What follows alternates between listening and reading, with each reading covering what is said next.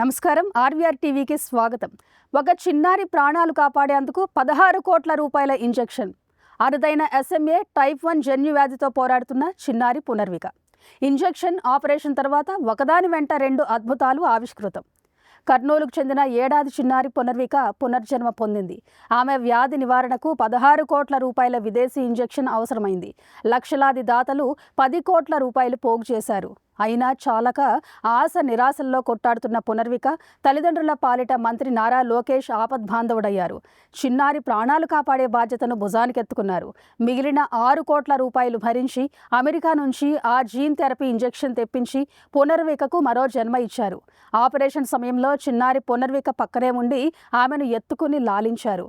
మంత్రి నారా లోకేష్ అందరిలా అక్కడితో ఆగిపోలేదు. పునర్విక లాంటి మరెందరో నిస్సహాయ పసి హృదయాల గురించి ఆవేదన చెందారు. బాధ్యత కలిగిన మంత్రిగా లోతుగా యోచించి ఒక అద్భుతమైన సాహసోపేతమైన నిర్ణయం తీసుకున్నారు. అదే ప్రాజెక్ట్ పునర్విక. ఈ ప్రాజెక్ట్ ద్వారా భవిష్యత్తులో పునర్వికలా ఏ ఒక్కరూ బాధపడకూడదని ఆయన భావించారు. తలచిందే తడవుగా ప్రాజెక్ట్ పునర్వికను ప్రకటించారు. కేంద్ర రాష్ట్ర ప్రభుత్వాలు, ప్రముఖ ఔషధ కంపెనీలు, వైద్య నిపుణుల భాగస్వామ్యంతో ఈ ప్రాజెక్టును ఆచరణలో పెట్టాలని నిర్ణయించారు. సమాజంలో మరే చిన్నారి ఈ అరుదైన జన్యు వ్యాధులతో ప్రాణాలు పోగొట్టుకోకుండా ఈ ప్రాజెక్టుకు జీవం పోస్తున్నారు.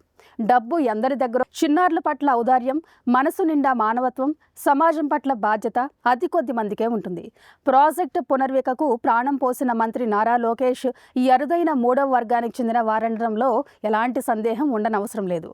లోకేష్ సమయోచిత నిర్ణయంతో శభాష్ లోకేష్ అంటూ ఆయన అభిమానులు సంబరపడుతున్నారు. ఇలాంటి కరెంట్ అప్డేట్స్ కోసం చూస్తూనే ఉండండి మన ఆర్వీఆర్ టీవీ. లైక్ చేయండి, షేర్ చేయండి, సబ్స్క్రైబ్ చేయండి.